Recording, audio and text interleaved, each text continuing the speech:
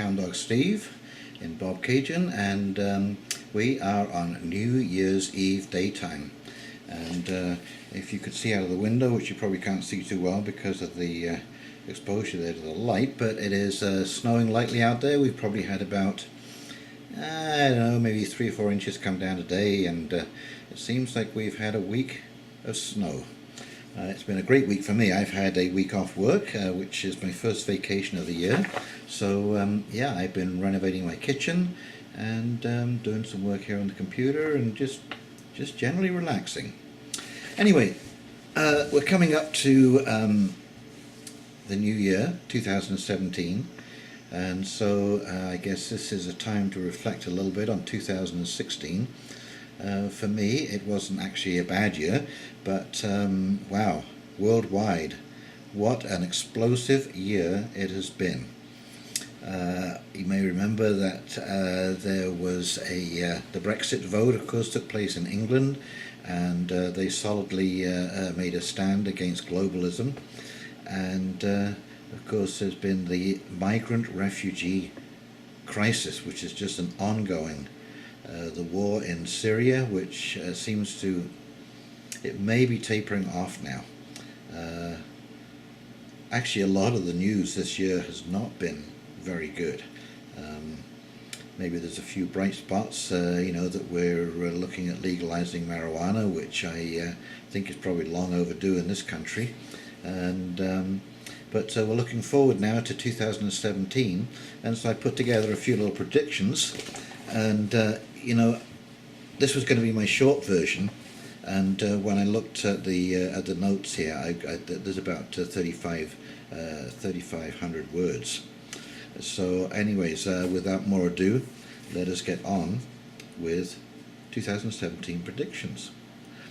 Okay, so my first topic is the weather, and I picked on the weather because the weather is really very, very important. As a gardener myself, a serious gardener, you know, I realize that even the smallest changes in weather patterns can be absolutely devastating to the farm industry. It can be devastating for many things because, you know, we have built our homes and businesses and towns and cities and villages on areas that we have felt have been safe ground to build on. And of course, over the years we stretched it into floodplains. We're now building in very, very, very risky areas, and of course this is a tale which is repeated over and over again through history with other civilizations, and that is that, you know, when we come to a place, we tend to colonize around water, rivers, seashores, this kind of stuff, because it's good for food resources, it is good for shipping and moving things around. And so what happens is, as the village prospers and expands, then this pushes the farming further up the hillside. Okay, so you push your farming onto more marginal land, you cut down the trees on the hillsides, you start building up into these areas, and again this progresses until really you've deforested an awful lot of your hillsides and banks. And next thing you know, the weather patterns change, and all of a sudden you've got a mudslide, or places are getting flooded out because they never used to get flooded. You know, floodplains will always flood. There is absolutely no doubt about that whatsoever. But you know, any problems with our farming, you know, we have reached a point in farming now where we are monoculturing on huge, huge farms. You know, factory farming, of course, is what it's called, whether it be livestock, chickens, pigs, cattle, or grain and root vegetable, all of our stuff now, except for a few pockets here and there of organic farmers and Mennonite farmers, we do everything on a super large scale, and we farm one product, and that is going to be deadly in 2017. The weather patterns are going to continue to get more volatile. Now, why do I say this? Well, there are several reasons. First and foremost, the sun is slowing down. We're going into a grand solar minimum, or a Maunder minimum, You can look up Sir Edward Maunder, and you'll see that he was a physicist that noticed that during the Maunder minimum, which was an exceedingly cold few years in the Little Ice Age, that the sun virtually shut down its flaring process. And it may not be very much, but remember, anywhere between 1 to 4 degrees temperature change on this planet is going to mean for some radically different weather patterns. The second reason for this is the Gulf Stream. Now, the Gulf Stream is a big conveyor, although, and I'll put a link to this, the Earth-Wind map. If you watch the Gulf Stream, I thought it was a river, and it is a river by and large. But when you get close up, because this Earth-Wind map, it will show you the oceanic currents in real time. So they're like little streamers going along, and they show all the eddies and the whirlpools and the switchbacks. And so, you get a volcano, for example, an undersea volcano putting out a lot of pumice or lava there building up around the base. You could change, this is what changes these currents into different directions altogether. So you can have what they call a microclimate, around a particular island, just because it's diverting the current, it's created an eddy somehow. So the oceanic currents are extremely important. They really are the great moderator of weather, because they bring warm water from the equatorial regions up into the northern regions, and northern regions take cool water down to the equatorial regions, and this forms some kind of balance. So what happens with these systems?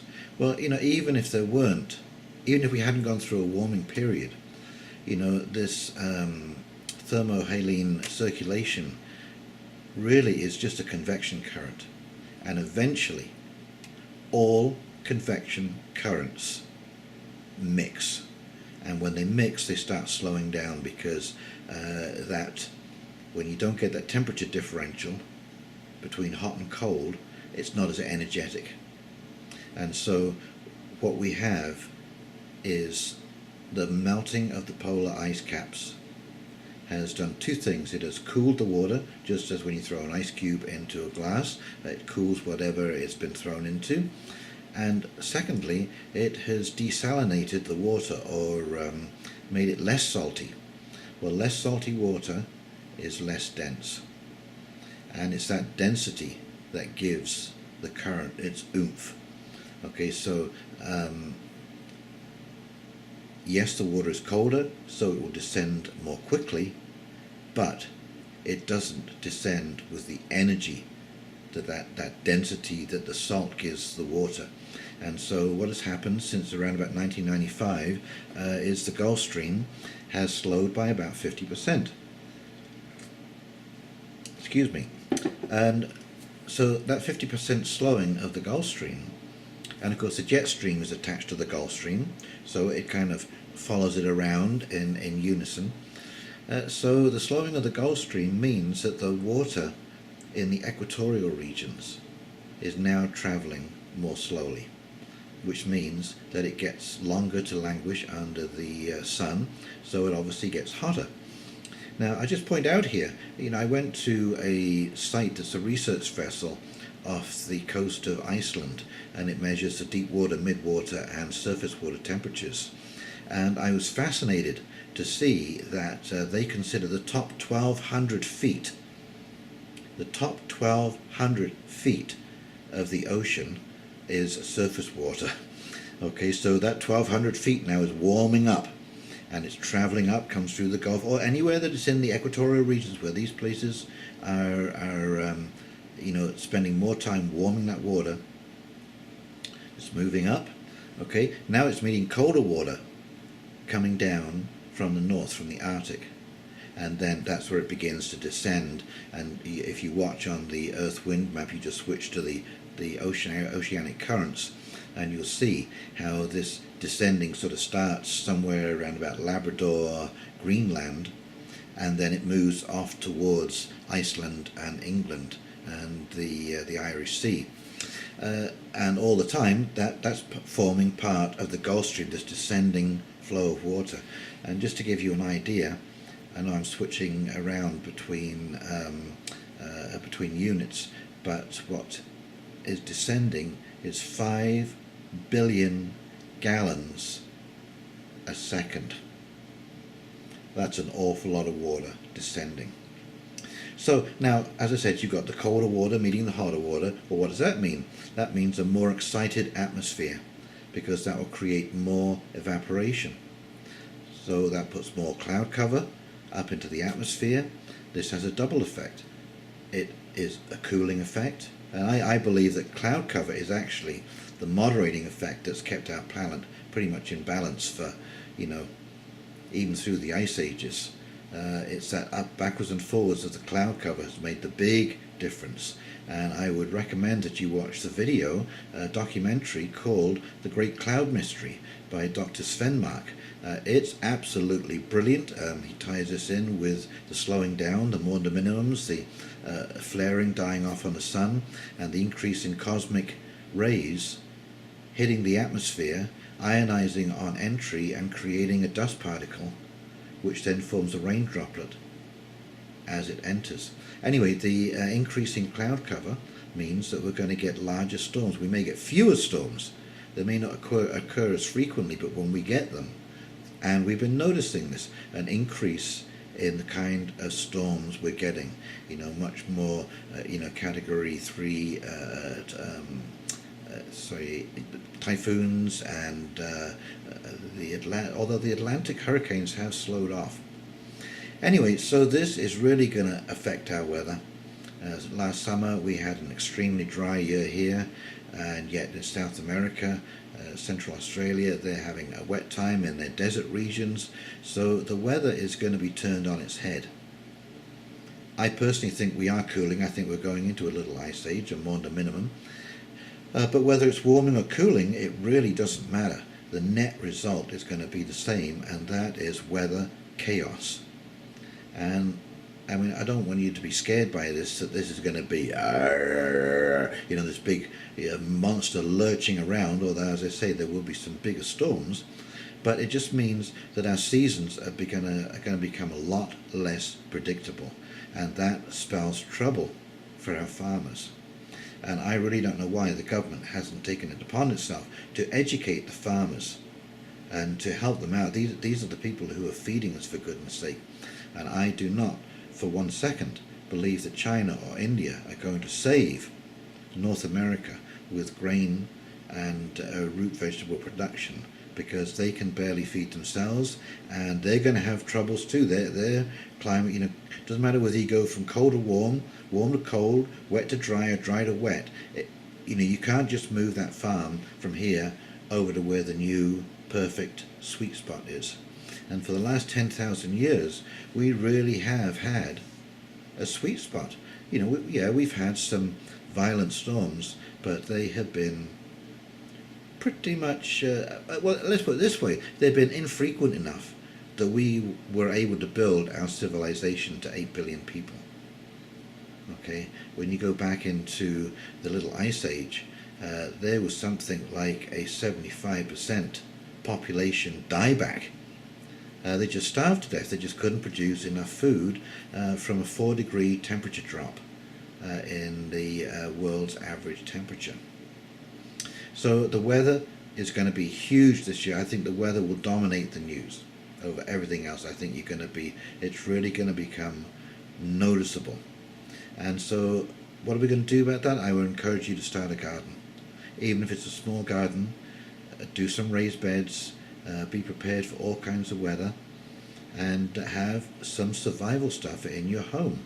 You need to be able to survive absolute minimum 72 hours without power, food, heat, or water. Okay, so you need enough stuff in your house to be able to weather that storm, but preferably at least 2-3 weeks. If we had a storm come through, just think, down in Virginia, they had, I believe it was 14 inches of rain in a 24-hour period. Okay, up here that's 14 feet of snow in a 24-hour period. That is a lot of snow, 14 feet, especially if it was wet snow. And then we went into a flash freeze and you couldn't dig into the stuff and you couldn't walk on it because it would you just break through the surface. You would be in real trouble. It would be a while before they could get to you, get supplies to you, get somebody out to you. You might be snowed in for the entire winter if one storm. And it might not happen this winter, it might not happen next winter, or the winter after. It might never happen. But you know what? Because they got 14 inches of rain in 24 hours in Virginia, you know that that amount of moisture can fall from the sky. Okay, and it only has to happen once. And you will thank yourself eternally for all those little supplies that you put together for that time. Okay, so moving on, the economy.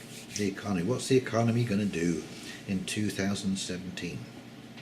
Okay, I think in 2017 we're going to go into a new word on the Hound Dog Steve Roundup.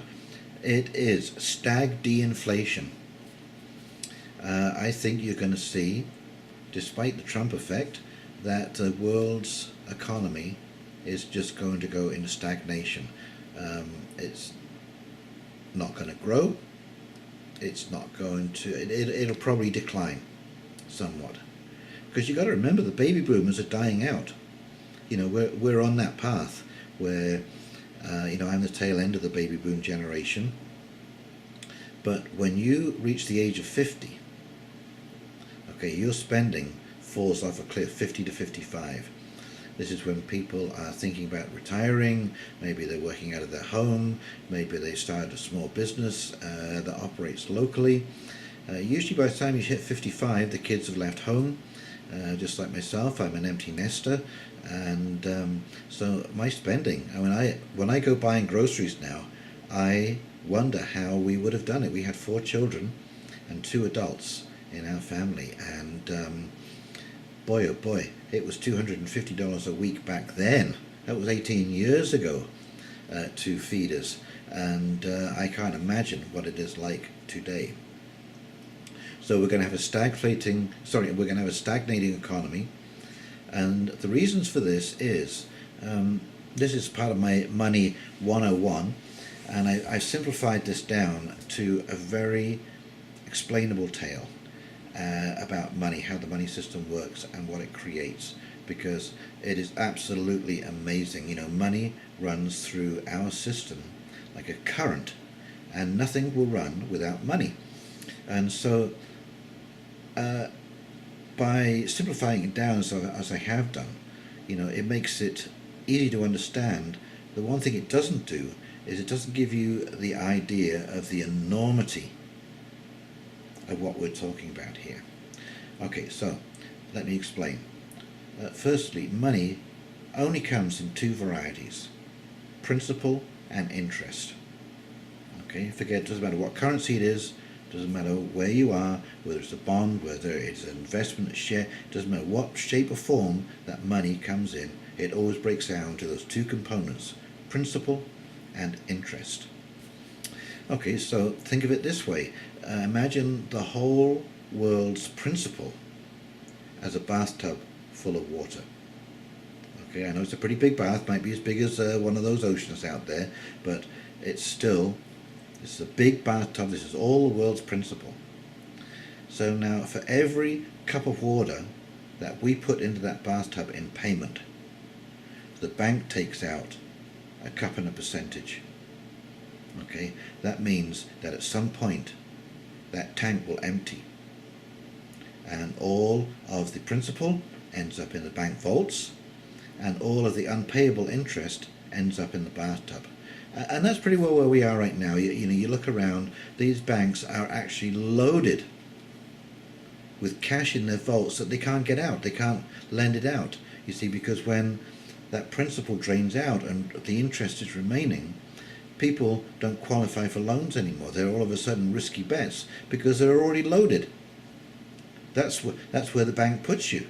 And it's interesting to note that when you pay off your mortgage, you know, when you first pay off, the portion of your loan that is interest is huge. It's almost all, it's probably maybe 90% of the amount you pay every month goes in interest. And I always find it's interesting that the bank gets you to pay the unpayable portion first and then leaves you with the balance outstanding, the principal outstanding. And so they get they get the unprintable, or sorry, they get the bit that wasn't created, the interest wasn't created with the principal. They get that bit first in their pockets out of the principal pool, and I get to pay off last the actual principal, which may or may not run out by the time I get to the end of this loan period. Okay, so because this creates a shortage on the street, this brings into play the other condition that happens because of this kind of flawed money system that we're working under. And that is, we set up a game just like musical chairs. Okay, but imagine 100 people and 75 chairs. And so at the end of the day, when it's time to sit down, 25 people are going to be out on the street, out in the cold. Okay, because they couldn't muster enough to get a chair for themselves. And so this immediately creates a situation of desperation, and there's pushing and shoving, and of course the cream rises to the top, and they get to get the chairs, and the people who don't get the chairs get to sleep on a park bench, or in a one-bedroom apartment. It's not that they don't get anything, but you see what I mean. And of course these chairs, what I'm talking about is that there'd be portions of a chair here, so you just expand that in your mind over the millions and millions of people.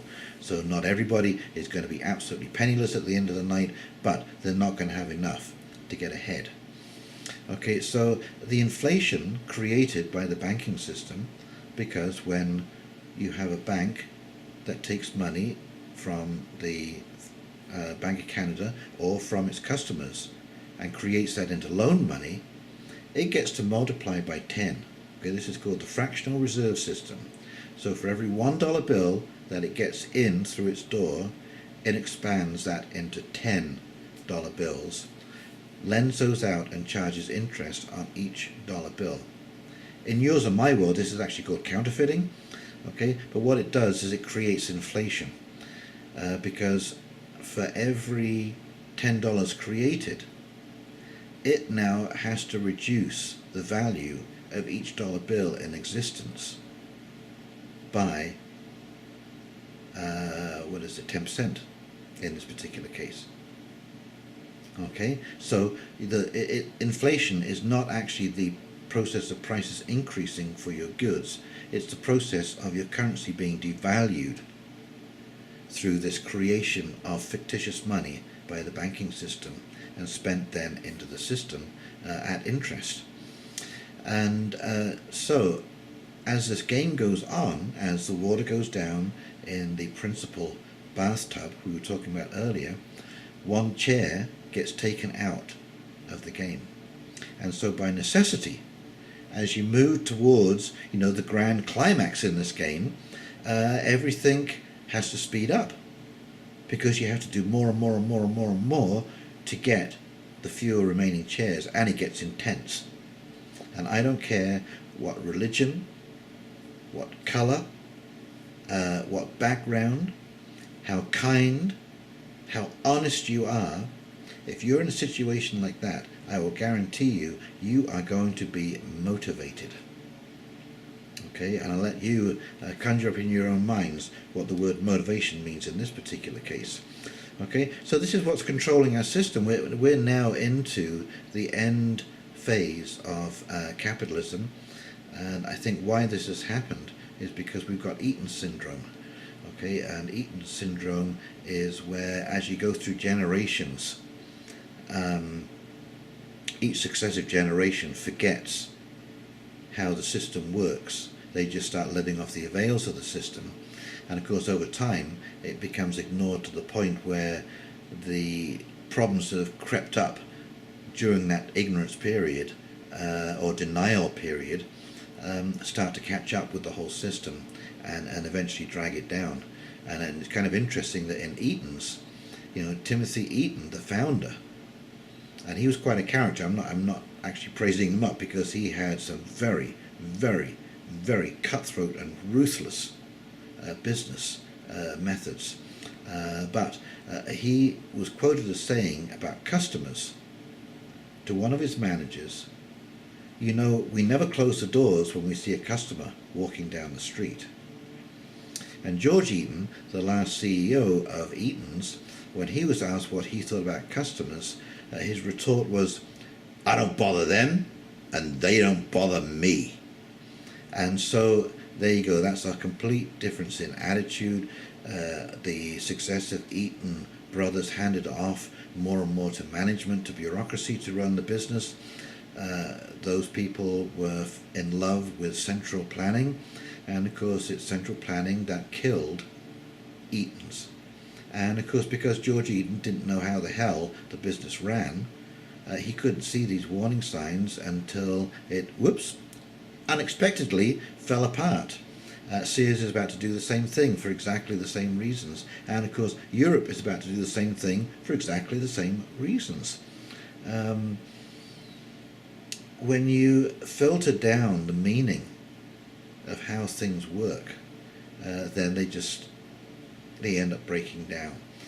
Because what's happened, you see, is these systems haven't really kept up with the changes that have taken place in society, the growth in society, and because that class of people that are controlling them live in a wealth bubble where they don't have to need for anything, that they don't see what's going on at street level. And so you get a complete outsider like Donald Trump comes wandering in, and boing, they're going, why did everyone vote for him? Well, because they couldn't see, just like Marie Antoinette couldn't see when she said, let them eat cake. Well, then she saw what happened. And so this explains an awful lot. So as this game goes on, it will become a lot more tenuous. It's going to become a lot more tense. People are going to become a lot more fraught. People who are now living desperate lives will start to live excruciating lives. And the bottom end of the middle class are really going to start struggling. And I think as a response to this, a late response, you're going to see the government's talking more and more about the concept of a guaranteed minimum income, which won't work either. This is another half-assed come from behind. If you fixed inflation, if you had a central bank, if you had the Bank of Canada created money at 0% interest and gave it to the government to spend into circulation, as it was done from 1936 to 1976, the most amazing years in Canada actually of rebuilding, all that money was put back into infrastructure. And government was actually for once behaving as a government should behave, as basically a conduit, just to make sure that money went to the right places. There was no lobbying, certainly not to the extent we have lobbying today, and it was all for the good of the country, and it worked well. And then we went back to the original banking system, the collapse of the system in 1929, and here we are, looking at a collapse again. The biggest event of the last century, as far as I can see, took place in 1999. Certainly, I'm talking about financial, and that is where Robert Rubin, Bill Clinton, and Alan Greenspan repealed the Glass-Steagall Act of 1936. Okay, and the Glass-Steagall Act was as a response to the Depression, the collapse in 1929. And what the Glass-Steagall Act did was it kept corporate investment banking away from street banking, because that's what happened. Basically, these investment banks stole people's money from street banks and invested that in poorly thought out investments, and they lost it all, the people's money as well. So the Glass-Steagall Act came into being to prevent that from happening. And they repealed that in 1999, and it only took them 8 years this time to collapse the system again. 2007, the big meltdown. And because there's been really no internal systemic changes to the system, to the regulations, to anything. In fact, it's gotten worse. It's gotten worse since 2007. The numbers are even bigger this time around. And so I suspect the same thing is going to happen. Will it happen in 2017? It could happen at any time. Because right now, every asset in this world, in the banking system, is not really an asset. It is a liability that's been dressed up to look like an asset. You know, just like when the banks, you know, went for the credit default swaps. Okay, they'd run out of lending room, and so they asked the insurance business to, you know, consider the risk on these mortgages and to insure them. Okay, and a credit default swap is actually just that.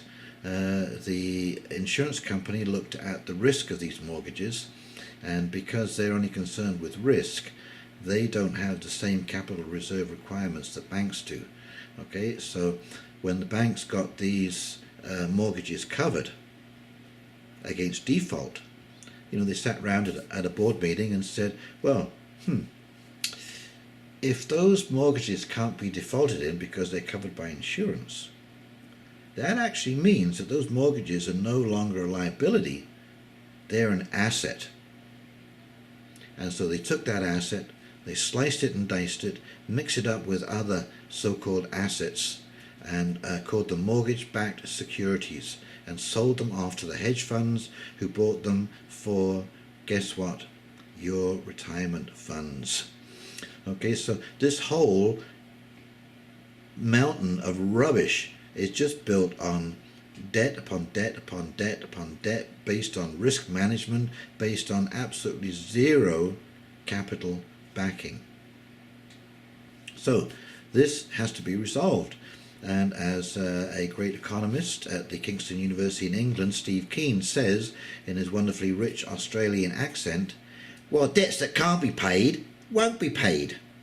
And of course these debts cannot be paid, and so they won't be paid. And we're fast reaching that point where we have to make a decision to cancel all debt, which I believe is the only thing that can happen as a Jubilee Day. Cancel all debt worldwide and start again.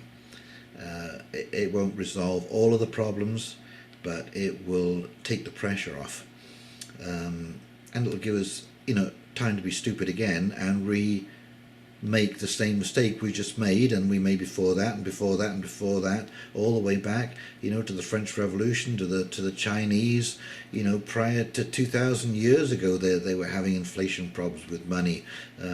So we keep making this mistake somehow. And I think it's the formula, guys. I think it's that, you know, not creating the interest with the principal part of the loan. That's the problem. And, you know, the Jews, you see, this is why the Jews had a Jubilee Day, was because they'd already gone through that period, you know, where the peasants are coming down with the pitchforks and the lanterns, and, you know, bankers are hanging from lampposts, and they decided that they didn't like that. And so they came up with this idea of cancelling all debt. And that took the pressure off, and everyone could restart. And of course, you know, what people say to me is, well, yeah, why should I pay the debts off of somebody who's too irresponsible to pay? What do I get out of the deal? Well, I'll tell you what you get out of the deal. You get a 100-cent dollar out of the deal, because right now you're playing with about a 3-cent dollar, maybe even less than that with inflation, and you get to play again with a 100% dollar. We all do. So we will all benefit, okay, from this kind of thing. So yeah, I see that the economy is going into in deflation. What do I mean by that? I think you're going to see that some products are going to inflate massively, and I think that is going to be food, I think hydro, I think that energy in general, not the cost of a barrel of oil, but I think you're going to find the cost of purchasing it is going to go up, because it's getting harder and harder and harder to get that energy out of the ground. Okay, those kind of things that you've got to have, they're going to go up in price. The things that you don't have to have, sorry, like you don't have to have that new computer. You can upgrade that tower, which is what I'm going to do. I'm going to add some more memory to this tower. It works wonderfully. Why do I need to go out and buy a new computer? What I'm missing is memory space. Yeah, you're going to see computer prices are going to fall off a cliff. Most of your technology stuff is going to fall off a cliff. I have a Samsung S4 phone. Had it for 2 years. It's nowhere near the end of its life. This is so well built, it's worth buying another battery. I don't even use a fraction of the technology included in the phone. Why would I need to go to a 5, 6, 7, 8, 9 or 10 Samsung Galaxy? So I think these people are doing themselves in by coming out with these relentless new models. I think they've got to review what they've got. Let's say I bet you 90% of the population doesn't use anywhere near some of the myriad things that you have in it, these apps and goodness knows what else you can put on these phones. So that's why we're going to see things going in two different directions. The things that you gotta have are going to go up in price, and the things that you don't need to have are going to go down in price. They're going to deflate. Houses are going to deflate. All of a sudden you're going to find people don't qualify for the mortgages, can't afford to keep them up. I was thinking about somebody who has an $800,000 mortgage, which is commonly held down in Toronto. These are the common prices for houses now, and that is a $5,300 payment per month. Just for the mortgage, that's $60,000 a year just on the mortgage. We haven't got into energy costs, food costs, personal costs, taxes, repairs, upgrades. I don't know how these people are doing it. You got to be pulling down well over 100 grand between the pair of yous. I'd say 150 grand a year. To just to be able to make it. You're going to be spending about 100,000 just on your basics for the house.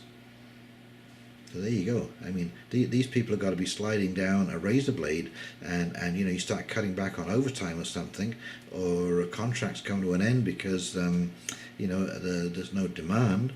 What about the print media industry? They're looking at going out of business in the not too distant future because there's no ad revenue anymore.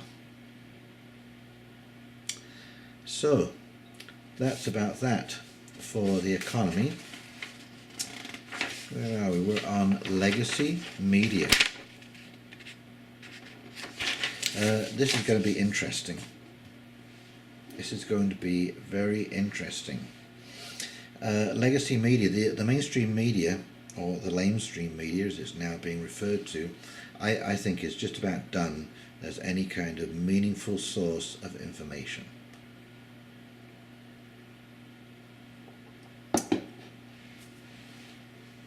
They absolutely disgraced themselves over the Clinton-Trump election by basically deciding that they were going to tell you who you should be voting for, not who is the best person to vote for, or better still, let you make the choice. Put up the pros and cons for each candidate and let you make the choice. But it was the way they just groveled in front of Clinton. I mean, it was unbelievable. They ought to be ashamed of themselves, and now to come out with this whole concept of fake media to try and blame other people who are just seeking the truth. Yeah, it gets pretty outrageous on the internet, but you know what? We have a freedom of speech in our Constitution, both in America and in Canada, and freedom of speech means freedom of speech, freedom of expression. I can basically say what I want to say here. I can opine in any direction that I want to, and you basically don't have any right to tell me I can't do that, and conversely I don't have any right to tell you that you can't do that either. Okay, once you start getting into speech policing, I I will admit that things like anti-Semitic, absolute. I don't know whether I want to get it. Hate language is, as soon as you say hate language, what does that mean? What does that actually mean? Hate is one thing to one person and another thing to another. Now, when it's like this law that they have in Florida, the Stand Your Ground law. If you feel threatened, well, what does that mean? Again, what is being threatened? That could mean anything to anybody. So, no, I don't think I would agree with any policing of any kind of language. I think the choice is yours to turn it off if you don't want to hear it. Just like me videoing at council meetings or committee meetings. If you don't like, as a member of the public, if you don't like the fact that I'm videoing the council meeting or the committee meeting, then you only have one option, and that is for you to remove yourself, because this is perfectly legal and it is in a public place, and we need to maintain these rights. We need to maintain these rights. These are very, very important rights that were lots of blood on those documents, those constitutional documents, lots of blood of people who fought to uphold those things.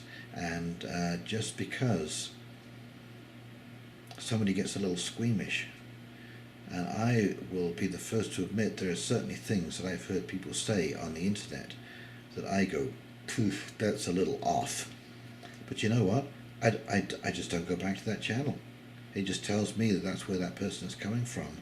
And, that one person alone is not an issue.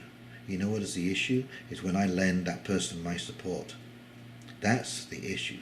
Because I have the option, and we live in a world now where we should be intelligent enough and educated enough to be able to decide what is not good and what is good. Not the government. As Pierre Trudeau once said, the government doesn't belong in the bedrooms of the homes of this country. It doesn't belong in your computers either. It doesn't belong in your emails or your text messages or your phone calls. And if you think that this is going to assist the government in catching people doing things wrong, well, I'd like to ask, how come they aren't catching more people then? Because everyone uses the internet as a medium now of communication. And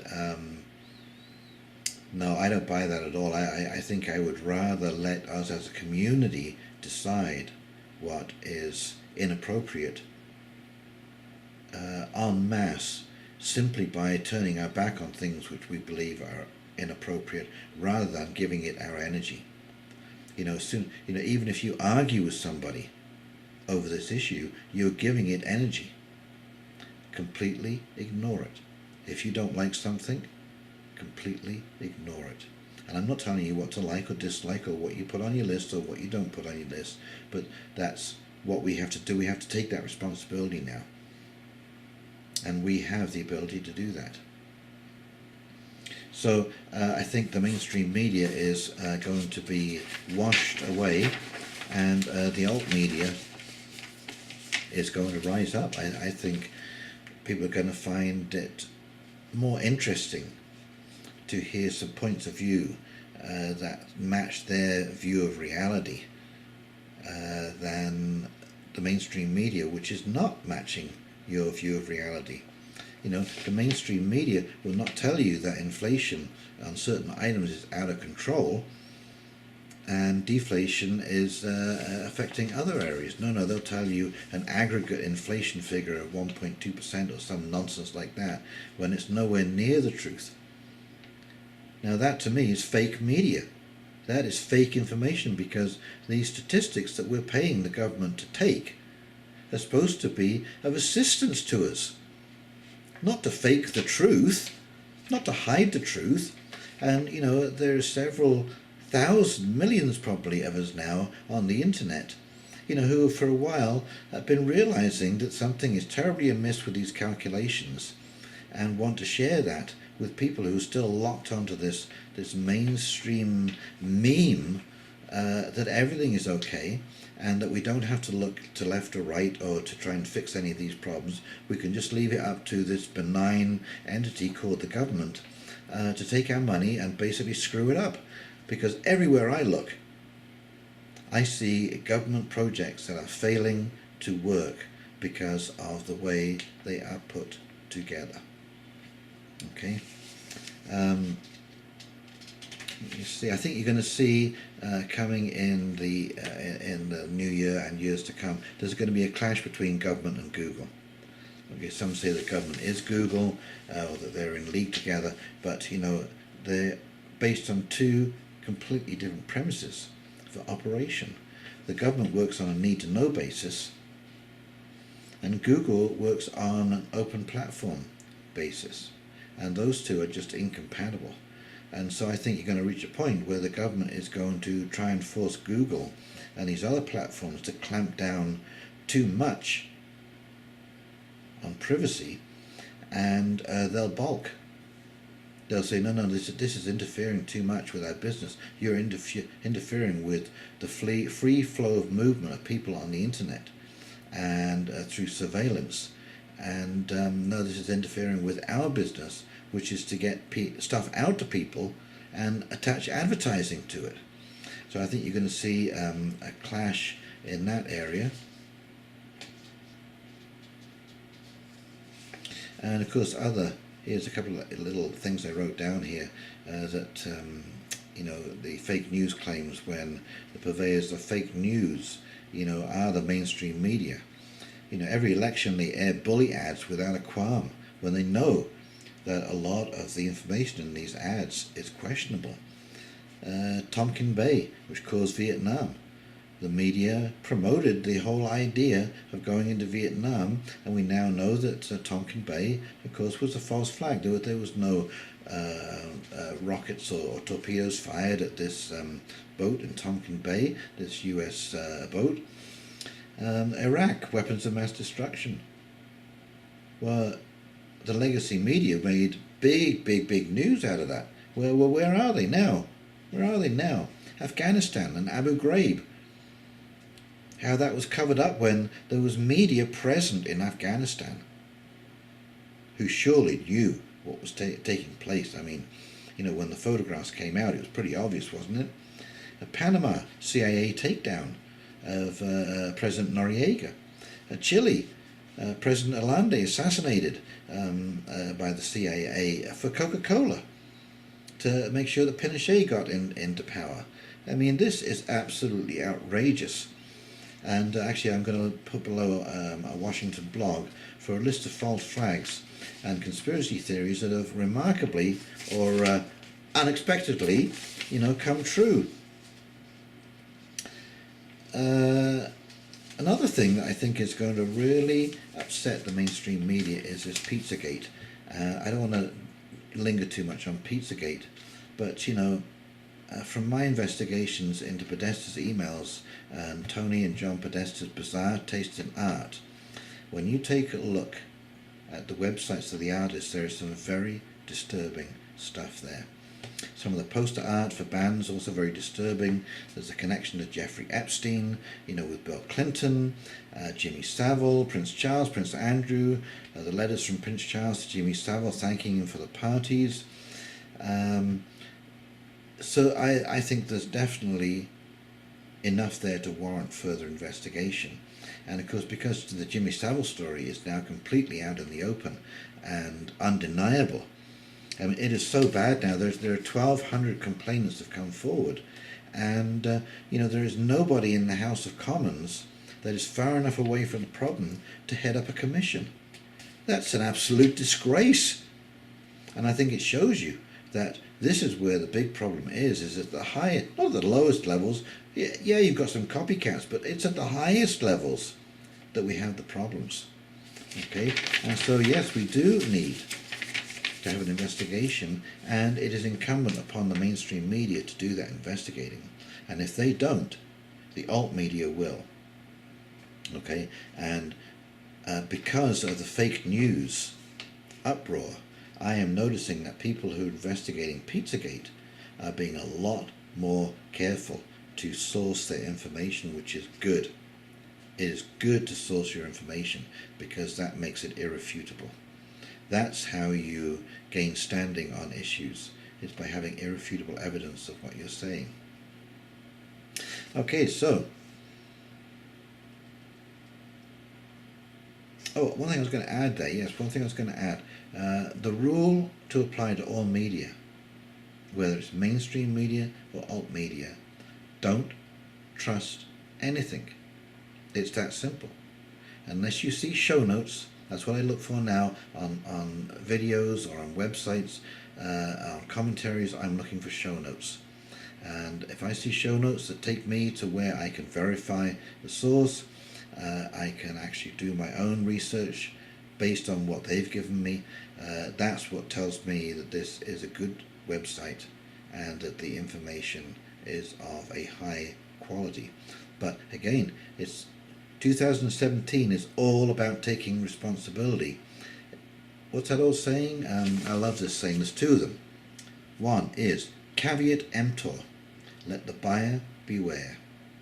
And the second one, I don't know the Latin for, but it is, let he who would be fooled be fooled. Okay? And that's telling you we have to take responsibility for our own information, for our own contracts. If we got fooled in a contract, it's because we didn't do our due diligence and we didn't do our homework. And it may seem insulting to hear that, but by golly, you know, once I got over that, my whole attitude changed to the way I do business. I do my research, I do my homework, and I have show notes. And when I sign a contract, I know what the contract is saying. And because if you don't, third saying, ignorance of the law is no excuse. Okay, so let's get into geopolitics. Wow, this is probably my biggest section of this narrative. And where do you start? Ukraine, Egypt, Syria, Libya, Europe, UK, Brazil, Argentina, Venezuela, US. Canada seems so calm by comparison. And I think for the expediency of time and uploading, I am going to sign off here, and I'm going to start another video, because this is going to be at least another 20-minute section, because there's just so much going on right now in the world. Anyway, so thank you for listening to part A,